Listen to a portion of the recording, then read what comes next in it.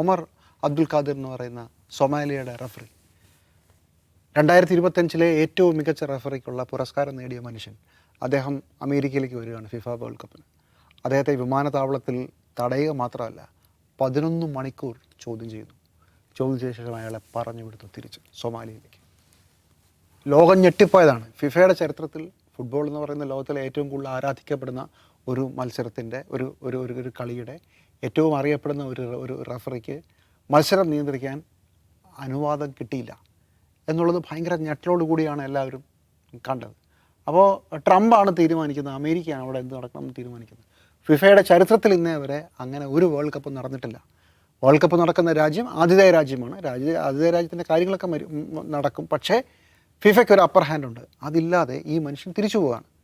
പക്ഷേ അതിനൊരു ഒരു ഒരു ഒരു ആൻറ്റി ക്ലൈമാക്സ് കൂടി ഉണ്ടായി. ഒരു കാവ്യനീതി പോലെ യുവേഫ കപ്പിൻ്റെ സൂപ്പർ വേൾഡ് കപ്പിൻ്റെ ഫൈനൽസ് നിയന്ത്രിച്ചത് ഇതേ റഫറി തന്നെയാണ്. ഫിഫ അവരുടെ ചരിത്രത്തിൽ യൂറോപ്പിന് പുറത്തു നിന്ന് ഒരു റഫറി വരികയില്ലായിരുന്നു.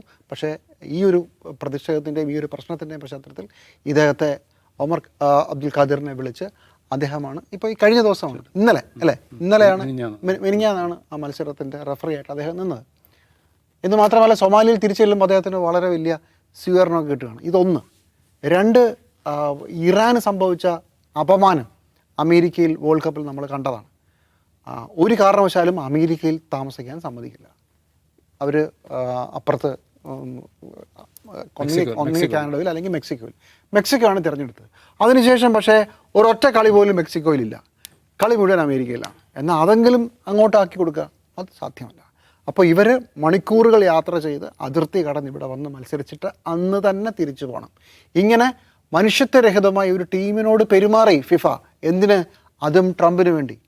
ഇത് മാത്രമോ, കഴിഞ്ഞ വർഷം ഫിഫ ആദ്യമായി ലോക സമാധാനത്തിനൊരു സമ്മാനം പ്രഖ്യാപിച്ചു.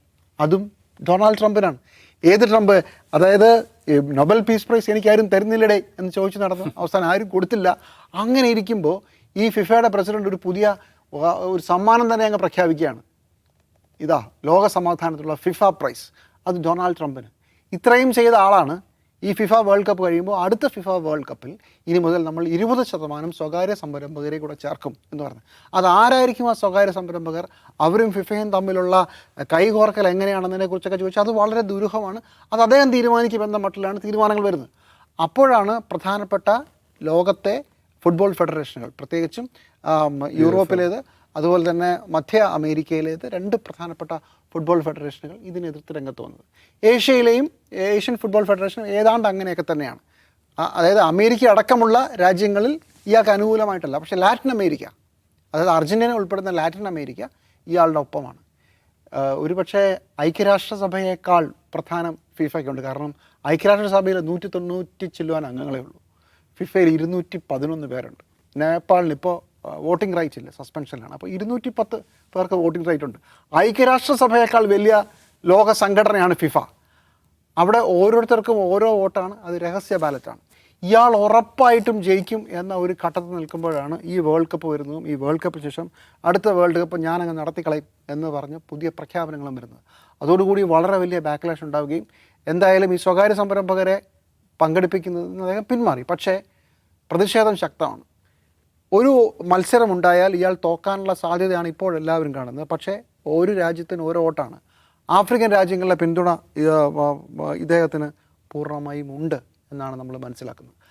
ഏഷ്യൻ രാജ്യങ്ങൾ എങ്ങനെ വോട്ട് ചെയ്യുമെന്ന് നമുക്ക് പറയാൻ പറ്റില്ല. പക്ഷേ ഇതിനകത്ത് നമ്മൾ കാണേണ്ട ഒരു വിഷയം, അറബ് രാജ്യങ്ങൾ പിന്തുണ അറിയിച്ചിട്ടുണ്ട്. അപ്പോൾ ചിലപ്പോൾ ഇയാൾ ജയിക്കാനും സാധ്യതയുണ്ട്. പക്ഷേ നമ്മൾ കാണേണ്ട ഒരു കാര്യം, ഡൊണാൾഡ് ട്രംപിന് അവിടെയും രക്ഷയില്ല. ട്രംപിൻ്റെ കൂടെ നിൽക്കുന്ന ആളുടെ എല്ലാം കഷ്ടകാലം ഒരു സൈഡിൽ നിന്ന് തുടങ്ങണം. അത് ഫുട്ബോളിലായാലും ഡൊണാൾഡ് ട്രംപിൻ്റെ ആളുകൾക്ക്, അനുയായികൾക്ക് രക്ഷയില്ല എന്നുള്ളൊരവസ്ഥയാണ്. അല്ലെങ്കിൽ ഇദ്ദേഹം ഒരു തരത്തിലും തടസ്സപ്പെടാതെ അടുത്ത ഫിഫയുടെ ഒരു തവണ കൂടി, ഒരു പ്രത്യേകത കൂടി പറഞ്ഞ് അവസാനിപ്പിക്കാം. 3 ടേമേ പറ്റുള്ളൂ. പക്ഷേ ഇത്തവണ കൂടി ചോദിച്ചാൽ അയാൾക്ക് 15 വർഷം, അതായത് 12 വർഷമേ പറ്റുള്ളൂ. 4 ഇയാളെ ഇടയ്ക്ക് കയറിയതാണ്. ഒരു ടേമിൻ്റെ, ഒരു ഫിഫ പ്രസിഡൻറ്റിൻ്റെ ഒരു വർഷം അവസാനിക്കുമ്പോഴേക്കും അയാൾ പുറത്തു പോവുകയും അടുത്ത 3 വർഷം ഇദ്ദേഹം ആവുകയും ചെയ്തു. എന്നിട്ട് അദ്ദേഹം യുദ്ധം ചെയ്ത് നിയമയുദ്ധം നടത്തി അതൊരു ടേമായി കണക്കാക്കാൻ പറ്റില്ല എന്ന് പറഞ്ഞ് അദ്ദേഹം എല്ലാവരുടെയും പിന്തുണയോടുകൂടി കഴിഞ്ഞ 2 ഇലക്ഷനുകളിലും ജയിച്ചു വന്ന ആളാണ്. ആരും തടയാനില്ല എന്ന് വിചാരിച്ചിരിക്കുമ്പോഴാണ് ട്രംപിൻ്റെ തോളത്ത് കൈയിടാൻ ഇദ്ദേഹത്തിന് തോന്നിയതും ഇപ്പോൾ വെള്ളം കുടിക്കുന്നതും. അതാണ് സ്ഥിതി.